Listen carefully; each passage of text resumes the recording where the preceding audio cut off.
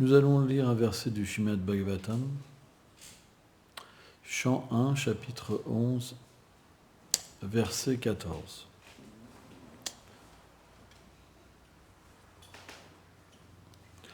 Om Namo Bhagavate Vasudevaya. Om Namo Bhagavate Vasudevaya.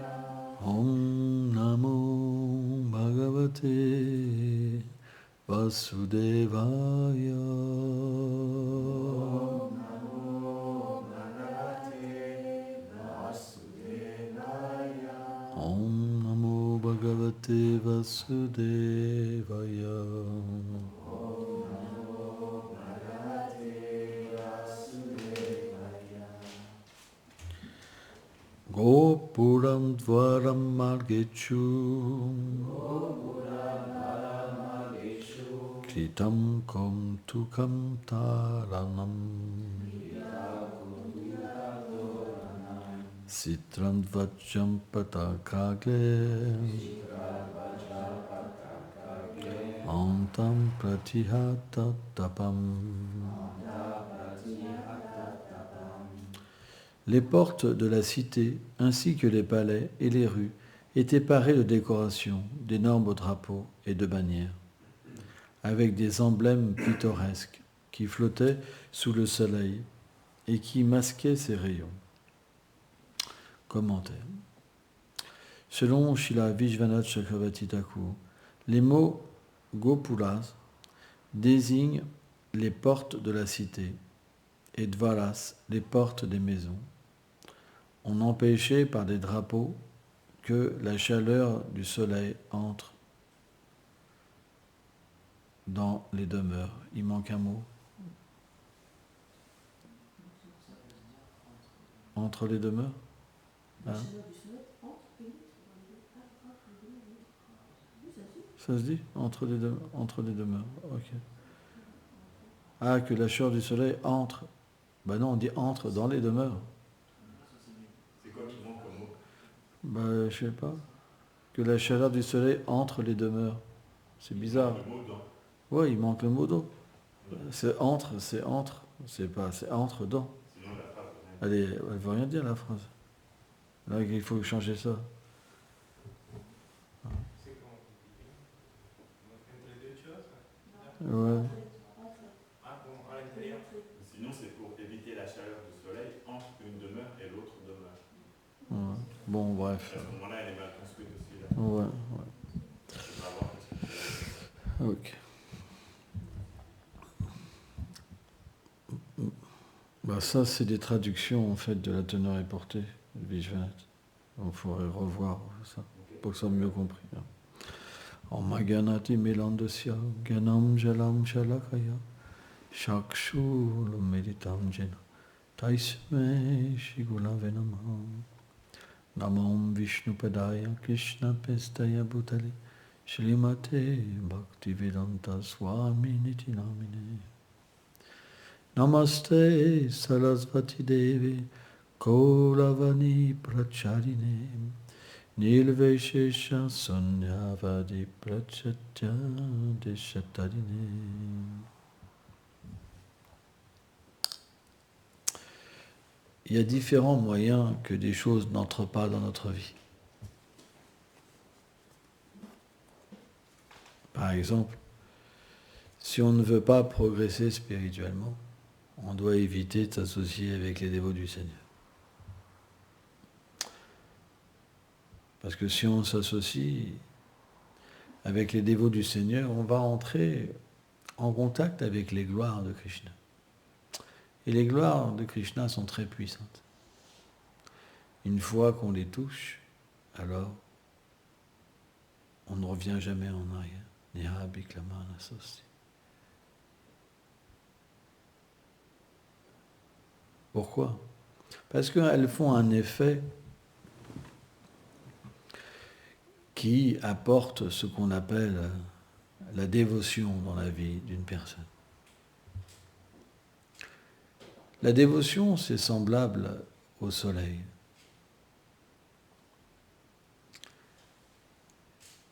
Et l'action intéressée, l'action faite pour le faux sentiment, qui est lié à l'identification avec la matière, avec le corps, il est comme les ténèbres. Parce qu'elle nous empêche de comprendre, de voir, de sentir ce que nous sommes véritablement. C'est pourquoi, si nous voulons sortir de la souffrance, nous devons nous engager dans le service de dévotion.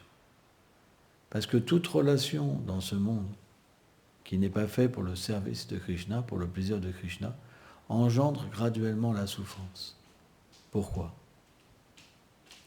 Tout existe par lui et pour lui. L'âme est une énergie du Seigneur. Le corps, qui est fait d'éléments matériels, sont des énergies du Seigneur. Tout est une création du Seigneur suprême. Donc tout existe par lui et aussi pour lui. Parce qu'il est aussi entre chaque chose et dans chaque chose. Donc dès qu'on utilise quelque chose dans ce monde à travers l'illusion, on engendre une réaction. En proportion, il y a une réaction. C'est pour ça que l'être vivant devient conditionné par sa propre faute, par sa mauvaise perception. En fait, le Seigneur, il laisse tout le monde libre. Mais vous avez le choix de vous délivrer, comme le choix de vous conditionner.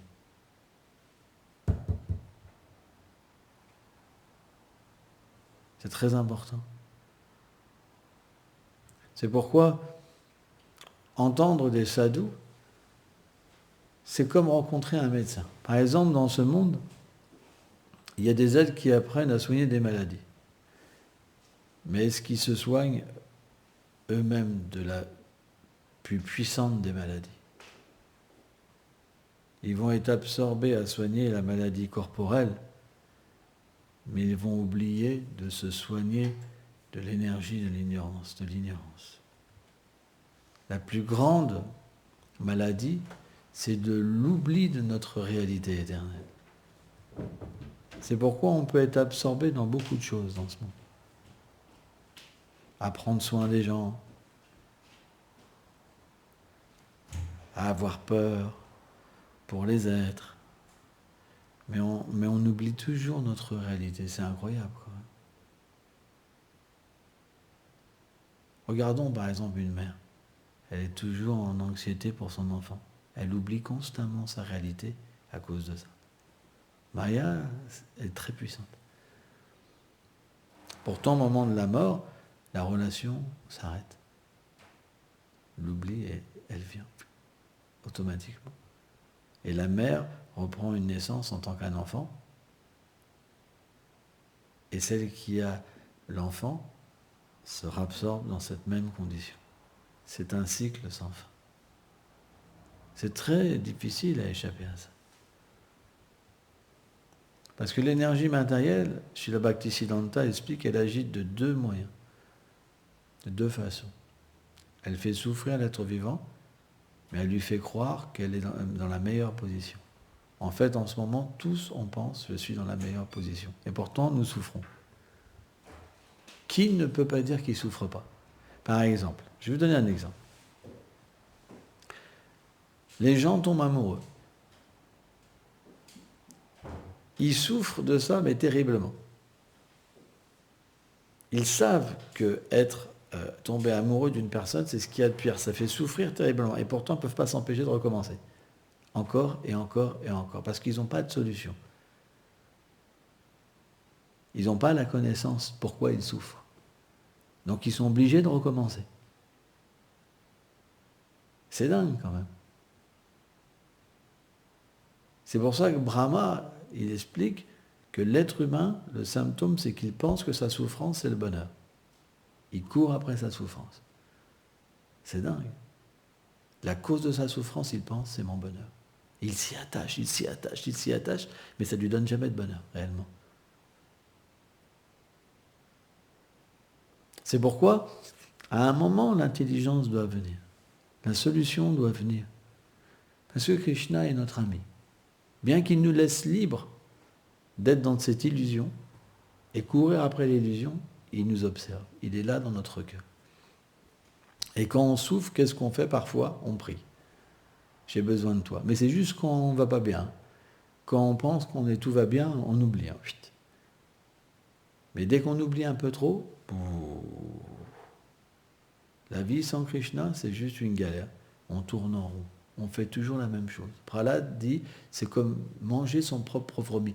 Le vomir, c'est quoi? On a fait cette chose, on l'a vomi, parce qu'elle nous a apporté une insatisfaction, mais on est obligé de la remanger, de refaire la même expérience vie après vie. Tous ici, on a fait ces mêmes choses des milliards de fois. Et on revient. Donc, à un moment, à force de revenir, parce que le gain, il n'est jamais perdu. Le souvenir de Krishna, il n'est jamais perdu. L'expérience de Krishna, elle n'est jamais perdue. À un moment, il y a un processus d'accumulation. Plus on sert Krishna, plus notre conscience de cette relation avec Krishna, elle augmente. Et donc, à un moment, elle prend de plus en plus de place dans notre vie. Et qu'est-ce qu'il va faire? Plus l'amour de Krishna va emplir notre vie, plus la fausse conception va disparaître. C'est un processus de remplacement. Quand on est un pur matérialiste, on voit le monde sans Krishna. Et plus on sert le Seigneur, plus ce monde devient empli de Krishna. Donc quand c'est moitié-moitié, on appelle ça comme la dévotion mixte. Ça veut dire on voit, mais il reste quand même des choses en nous, des désirs, des illusions. Mais plus on va servir le Seigneur suprême, plus il va commencer à se manifester d'une manière tangible, à travers le chant. C'est surtout à travers le chant. On peut avoir l'expérience de Krishna à travers le chant. En fait, Bhaktivinoda Thakur explique, tenez-vous bien Lalita Sakhi, ça empêche de dormir. Si on est comme ça, on dort. Il faut avoir le dos droit, bien mal au genou, vous prenez une chaise. Mais si on se porte mal, si on se met mal, on va dormir. C'est la raison pourquoi les gens dorment. Si vous êtes là comme ça en train d'écouter une classe, ça ne va pas durer longtemps. C'est pareil, il y en a qui chantent le Sanon en étant allongé, mais on va dormir. Il faut une bonne position. Le point, c'est que lorsqu'on chante le Mahamantra, graduellement, on doit chanter d'abord avec l'écoute et le respect, en comprenant que je suis l'âme et que le chant des noms de Krishna est le Seigneur lui-même. Et on doit véritablement chanter avec le respect et écouter. L'écoute, ça entre, le Sanon entre par l'oreille et il descend dans la région du cœur et il purifie toutes les activités, toutes les mauvaises conceptions de l'être vivant. Déjà, s'il n'y a pas ce respect-là, il n'y a rien qui vient.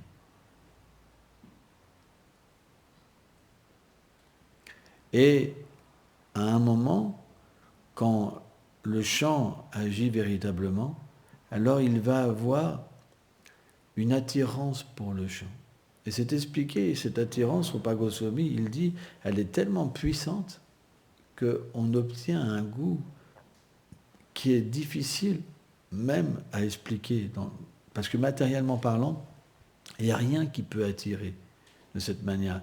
Il dit, c'est comme vouloir des milliers de langues et des milliers d'oreilles, tellement qu'il y a du goût. À ce point-là, l'être vivant, qu'est-ce qui se passe?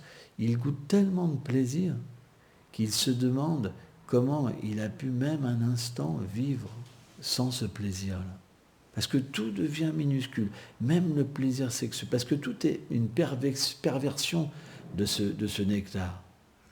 Parce qu'on cherche autre chose, parce qu'on est coupé de ce nectar. Mais dès que ce nectar revient, c'est comme si on n'avait jamais fait d'expérience du goût.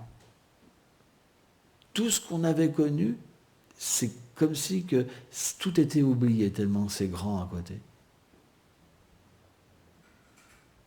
Et là, automatiquement, qu'est-ce qui se passe? Ça va commencer à avoir de l'attachement. On va commencer à se dire, avoir peur que ça parte. Il va avoir une peur. Comme un matérialiste a peur de perdre quelque chose.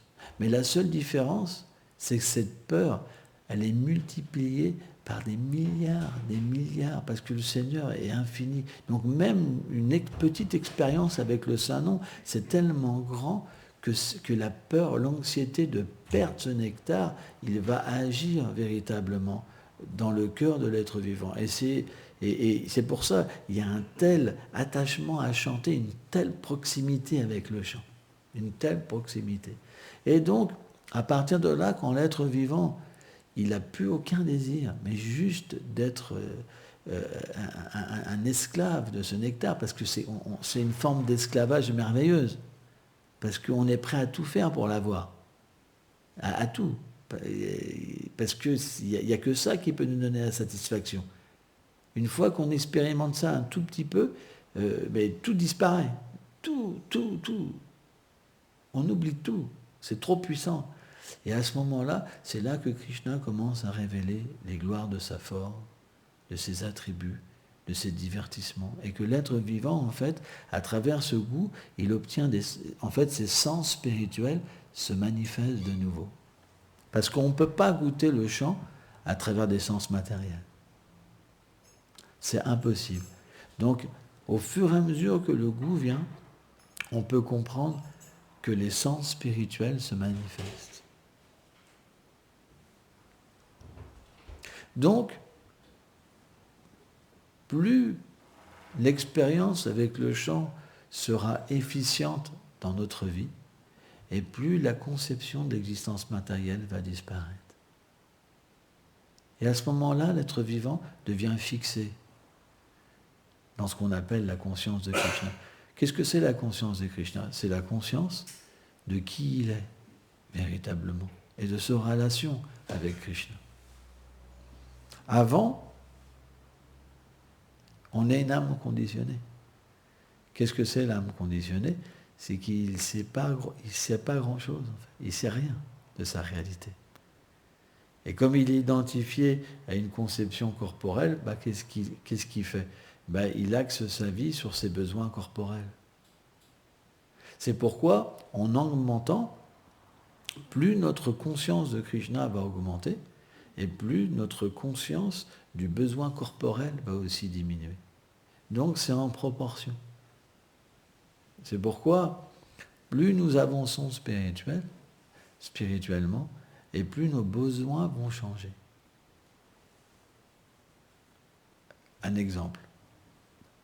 Quand on est matérialiste, on mange de la viande, on boit, on prend de la drogue, ce qu'on préfère, c'est courir après les filles ou après les hommes, etc. Courir après la position, la gloire aussi. On fait que ça. On veut s'intoxiquer, on veut être heureux, on veut profiter de l'environnement, exploiter l'environnement, c'est vrai. Ou alors, on veut échapper à la souffrance. On court pour échapper à la souffrance. On essaie de courir après le bonheur. C'est vrai. On ne fait que ça. C'est la réalité.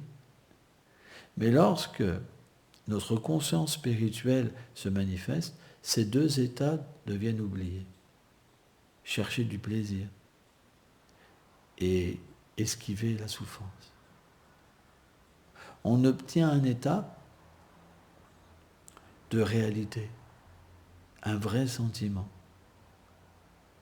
Un sentiment qui est relié avec la demeure du Seigneur.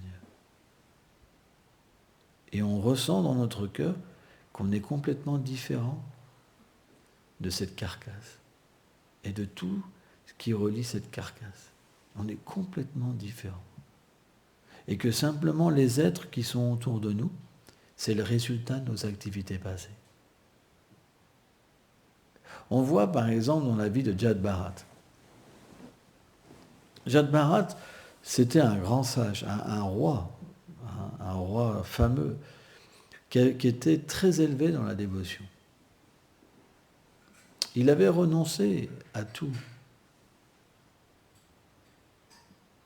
C'était un empereur. Et dans ces temps-là, il y avait une tellement d'opulence sur la terre. Là, c'est rien maintenant. Maintenant, c'est des déserts presque. Il n'y a plus d'opulence. Mais à cette époque-là, il y avait tellement d'opulence.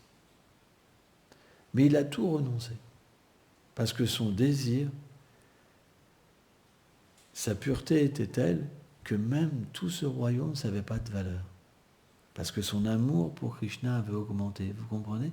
Avait tellement augmenté que ça n'avait plus de valeur. Donc, il a donné le royaume donc, à sa progéniture. Il a renoncé, en fait. Il a été dans la forêt. Et là, dans la forêt, il pouvait juste s'absorber sur le Seigneur suprême. Mais, par l'arrangement du Seigneur, un jour, il y avait une biche qui attendait un faon qui buvait à la rivière. Hein, les sages libérés, c'est expliqué, même les animaux se sentent bien à côté d'eux, même les animaux sauvages. Mais à un moment, il y a un lion qui a poussé un terrible cri. Bon, je ne sais pas très bien faire le lion, mais c'est un truc comme ça, quoi.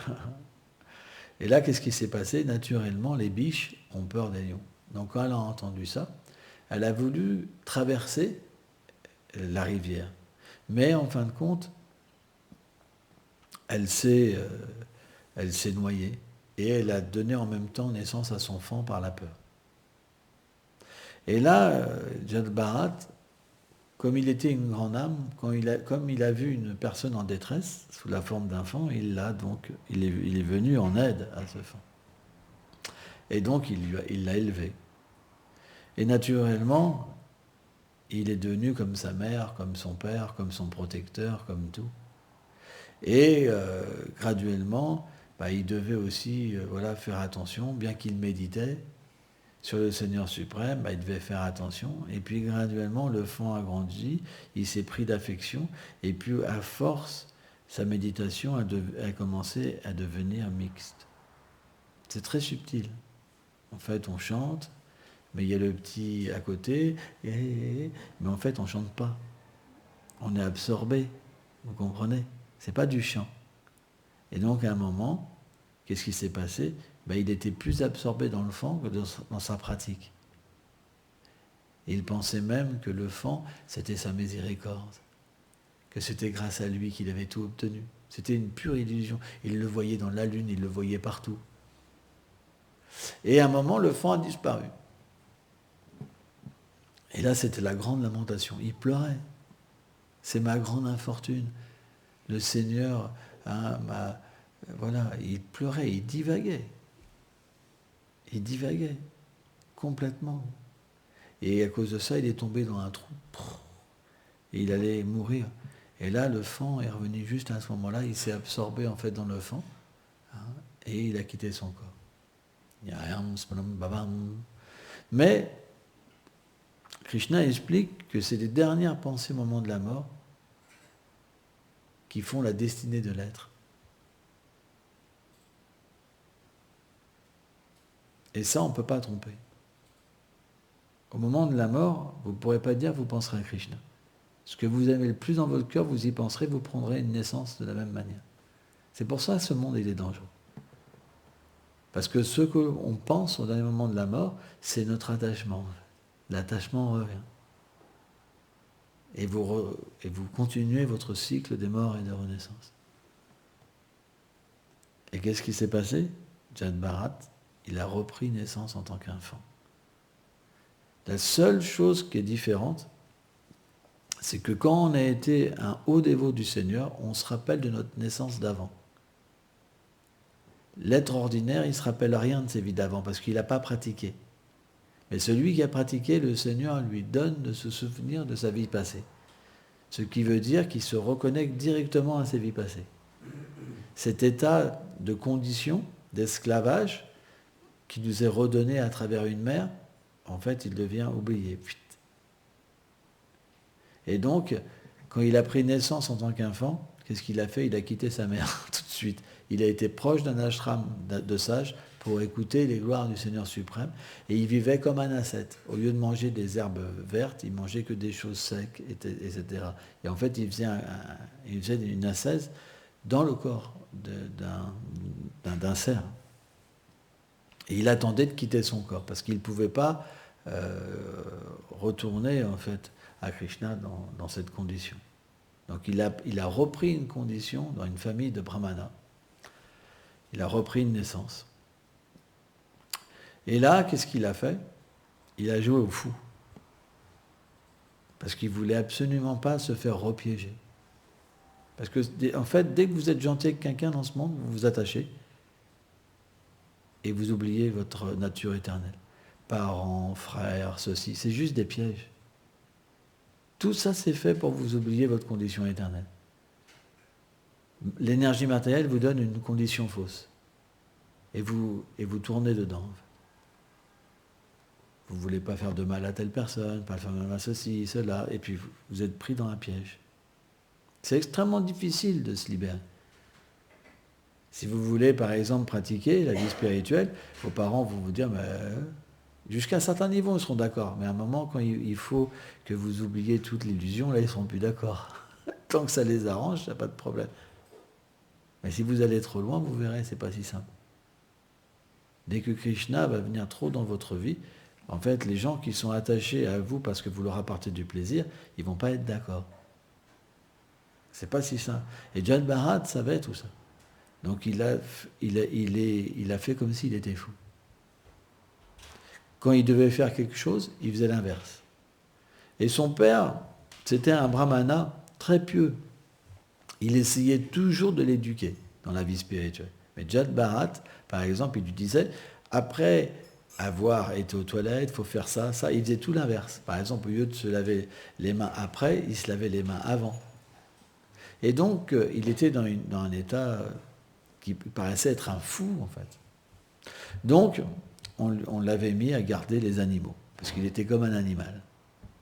Et il était super fort. Et tant qu'il y avait son père, tout allait bien. Mais quand son père a quitté son corps, ses frères, ils se sont mis complètement à le négliger. Ils lui donnaient de la nourriture pourrie. Ils le traitaient super mal. Mais Jad Bharat, jamais il se rebellait contre une soi-disant injustice. Parce qu'il voyait tout comme la miséricorde du Seigneur suprême. C'est d'expliquer qu'une âme libérée, il ne se met jamais en colère. Il est toujours, satisfait en lui-même. Et donc, automatiquement, qu'est-ce qui s'est passé? Un jour, il y avait des brigands qui rendaient un sacrifice à la déesse Kali. Et c'est expliqué, les acharyas expliquent que ces brigands, ils n'avaient aucune connaissance véritablement de ce que c'était un sacrifice. Donc, ils avaient inventé de toutes parts, ils sacrifiaient des êtres humains. Ouais. Ouais, c'est expliqué. Ouais. Ils sacrifiaient des êtres humains. Et donc, ils cherchaient une personne animale, un homme animal. Ah, c'était ça, c'est l'homme animal, un idiot, quoi, vraiment, tu sais, quelqu'un sans conscience, un homme animal à sacrifier. Et quand ils ont vu Jad Bharat, ils se sont dit, celui-là, c'est le parfait idiot, costaud comme un animal. Tu vois. Et Jad Bharat, bien qu'il était conscient de ce qui se passait, il n'a pas du tout contré l'action des brigands. Ils l'ont amené, ils l'ont lavé, ils l'ont bien nourri, et là, ils l'ont présenté à la déesse Kali pour lui couper la tête. Mais comme Jad Bharat était un grand dévot du Seigneur, un très grand dévot du Seigneur, c'est d'expliquer que Kali, elle n'a pas apprécié du tout qu'il fasse du mal à un pur dévot. Et elle est sortie de la déité et elle a commencé à couper la tête des brigands et à boire leur sang. Or, Jad Bharat après cette scène un peu sanglante, il est parti sur la route. Hein. Et là, il a vu un roi. Et le roi, il était porté sur un palanquin. Et malheureusement, un des porteurs s'était blessé. Donc il cherchait un autre porteur. Et là, ils ont vu Jad Bharat, costaud comme un bœuf. Et il dit, c'est parfait, donc porte le palanquin. Donc le roi était porté. Mais il y avait toujours des sortes de secousses. Et à un moment, ça a agacé le roi. Et il dit comme ça, qui ose mal porter mon palanquin? Alors c'était un roi assez dur. Il aurait pu même tuer quelqu'un pour une secousse. Hein. Mais là, ils ont eu peur, ils se sont dit, oui, c'est le nouveau, il porte mal le palanquin, il ne marche pas en harmonie avec nous, ça fait des secousses, c'est pas nous, maître. Et donc, ils l'ont rouspété une fois, le roi l'a rouspété, et peu de temps après, ça refaisait la même chose. Donc le roi, il est descendu, furax, prêt à châtier, ne sais-tu pas que je peux décider sur ta vie? Et là, Jad Bharat, il a commencé à parler. En fait, la réalité, c'est que pourquoi il y avait ces secousses, c'est qu'il regardait partout par terre s'il n'y avait pas d'insectes avant, pour ne pas marcher sur des êtres vivants et les tuer. Donc automatiquement, ça faisait des secousses, vous comprenez. Mais quand le roi est descendu, qu'il lui a dit cette chose, Jad Bharat, il lui a dit que qui est un roi, qui est un serviteur? Un jour, je peux être sur le trône, un jour, je peux porter le palanquin. Tout ça, c'est dû aux réactions des actes passés. En fait, je suis l'âme. Et Jad Bharat, donc, a commencé à parler de la nature de l'âme. Et comme le roi était pieux, il a réalisé qu'il avait fait une grande erreur, que c'était un grand sage. Donc il est tombé à ses pieds et lui a demandé pardon. Donc, la rencontre avec des sadhus, elle peut se faire dans tellement de positions. Et on voit que Jad Bharat, le roi Bharat, bien qu'il avait atteint la plénitude du service de dévotion, et bien qu'il ait été testé par le Seigneur, sa conscience, elle n'a jamais été détruite. Vie après vie, il l'a gardée. De la même manière, lorsqu'on cultive le service de dévotion, jamais notre conscience est détruite. Ce que vous avez effectué dans cette vie vous sera redonné dans une autre vie. Et aujourd'hui, si vous êtes là, c'est parce que vous avez déjà pratiqué un peu. Or, plus vous pratiquerez, plus dans votre prochaine vie, vous pourrez aller plus loin. Mais c'est difficile de tout abandonner. Vous pourriez dire, mais pourquoi? Imaginez-vous si je vous dis, tu es l'âme, tu n'es pas le corps. Pourquoi tu fais ça? Pourquoi tu fais ci? Pourquoi tu fais ça? Pourquoi tu fais ci? Tu es dans l'illusion. Allez, abandonne-toi, abandonne tout. La plupart des gens, ils vont courir. On voit par exemple l'histoire avec Jésus. Le riche marchand lui a dit, qu'est-ce que je dois faire, Jésus, pour atteindre le royaume de Dieu? Vends tout ce que tu as et suis-moi. Impossible. Quand vous êtes attaché, c'est impossible. Donc on doit engager nos attachements pour les purifier. C'est pour ça que Krishna a enseigné la Bhagavad Gita. Il a vu Arjuna dans cette situation. Arjuna, il ne pouvait pas combattre. Parce qu'en face, il y avait des personnes qui étaient liées à sa famille, à ses attachements. Donc, qu'est-ce que Krishna lui a expliqué? Il dit, en fait, tout ça, c'est une illusion. Ils sont l'âme. Ils sont déjà morts. C'est juste une question de temps. Il lui a même fait voir la forme universelle de quelle manière ils allaient tous mourir. Et une fois que son illusion est partie, qu'il a pu comprendre qu'il n'avait rien à voir avec tous ses attachements, c'est à ce moment-là qu'il a pu servir Krishna, pas avant. Tant qu'on a des attachements, on ne peut pas servir le Seigneur. Parce que servir, ça veut dire être libéré. Elle est partout où il désire. Or, l'attachement, c'est comme un poteau avec une corde. Vous pourrez vous déplacer jusqu'à ce que la corde peut vous permettre. Après, c'est fini. C'est pourquoi quelqu'un qui est attaché à la conception matérielle ne peut pas progresser spirituellement. Très peu. C'est très très peu.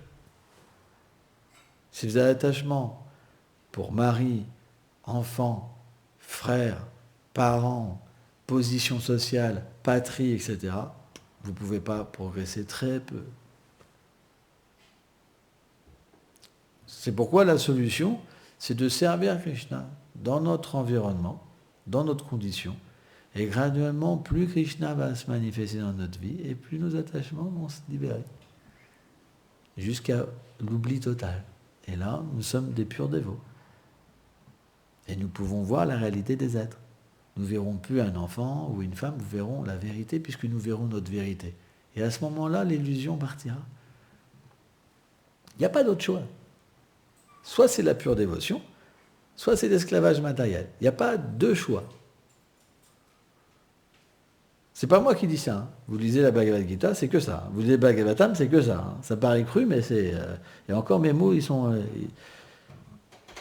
C'est pourquoi le processus de dévotion, c'est quoi? C'est le développement de l'amour de Dieu. Shraddha, Bhajana Kriya. Donc plus ce développement de l'amour de Dieu entre dans notre vie, et plus l'illusion matérielle devient dissipée. C'est expliqué, c'est comme le soleil. La Sukriti, c'est comme les étoiles dans le ciel. Il y a quand même une petite lumière. Il y a un souvenir. Mais quand cette foi grandit et que le soleil commence à apparaître à l'aube, alors l'obscurité commence à se dissiper jusqu'à un moment où il n'y en a plus. C'est graduel.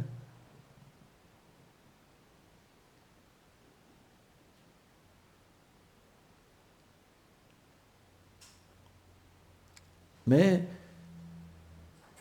cette rencontre avec Krishna, elle se fait toujours par le même principe. Sadhu Sangha.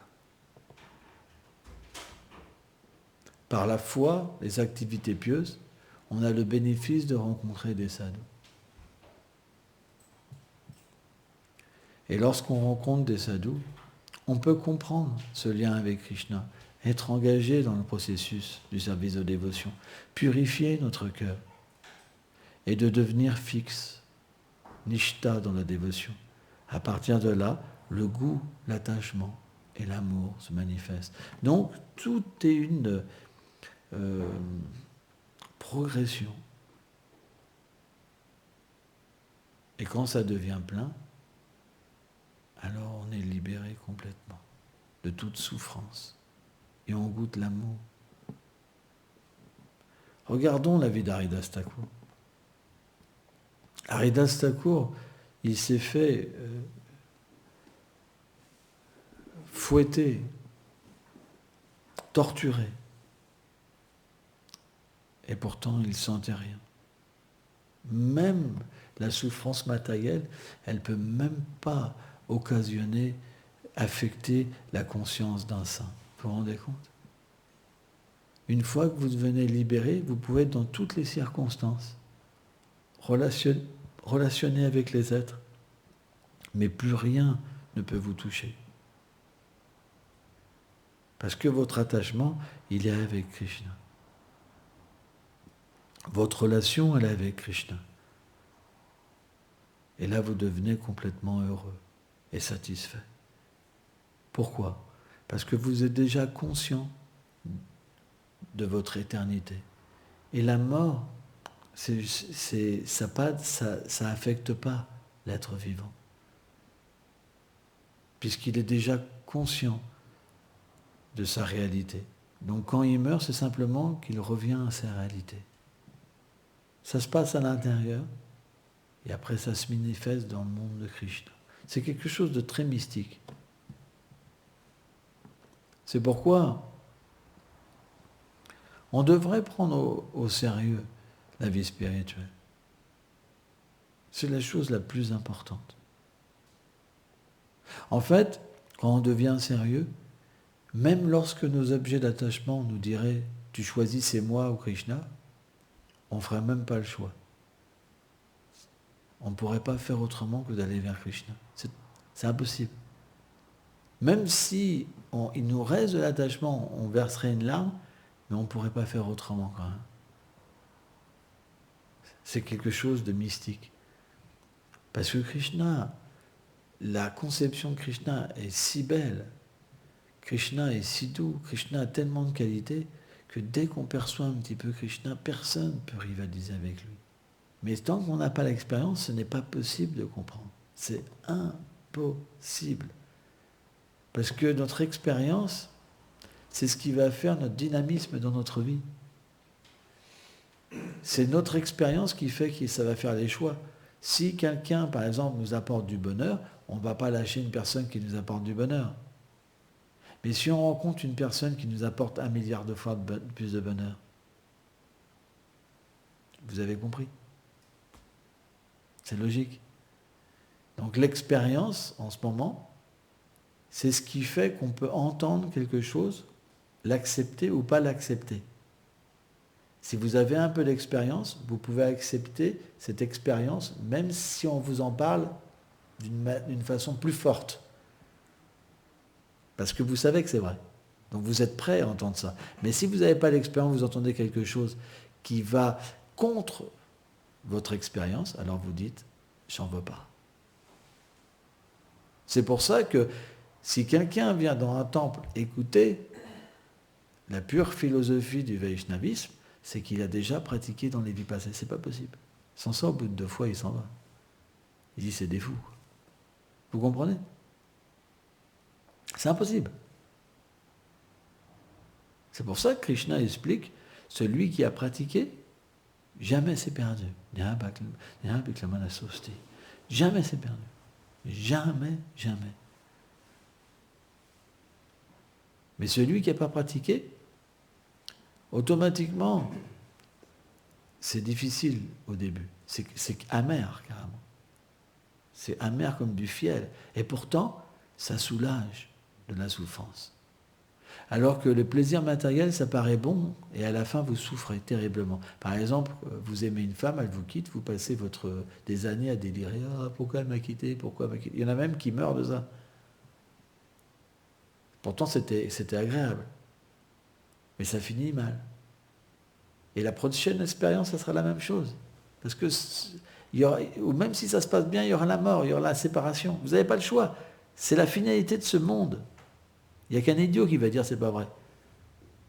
Même si vous trouvez la personne idéale, à la mort, vous allez souffrir d'une manière sans limite. Par contre, au service de dévotion, au début, c'est amer. Pourquoi? Parce que ça va contre toutes les conceptions matérielles, mais ça vous délivre. Et plus vous avancez, plus c'est du nectar. Et c'est comme ça, pas de limite, parce que Krishna est au bout. Et c'est ça qui est merveilleux. Et quand vous êtes au milieu, vous arrivez à mi-chemin, ça donne un équilibre parfait. Même à mi-chemin, ça harmonise tout. Tout devient harmonisé. Même avant de rencontrer Krishna, l'harmonie vient. On ne souffre pas, on est heureux. Krishna fait tous les arrangements pour notre vie. C'est tellement facile. C'est pour ça. On devrait avoir foi en Krishna et continuer. Merci beaucoup. Oui.